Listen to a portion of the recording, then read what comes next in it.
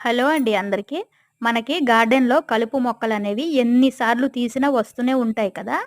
అలాంటప్పుడు ఇలాంటిది ఒక్కటి చేపిచ్చుకుంటే చాలా ఈజీగా తీసుకోవచ్చండి. ఇప్పుడు వర్షాకాలం కాబట్టి ఎన్ని సార్లు మనం గార్డెన్‌లో పిచ్చి మొక్కలు తీస్తూ ఉంటే అవి వస్తూనే ఉంటాయి.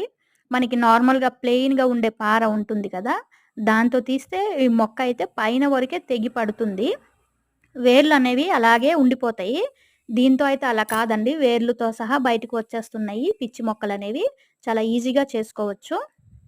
మనము ఏదైనా విత్తనాలు వేసుకునే ముందు కూడా మట్టి అనేది గుల్లగా చేసుకోవాలి కదండీ! మనకి పొలంలో అనుకోండి దున్నుతారు నాగలి సాయంతో.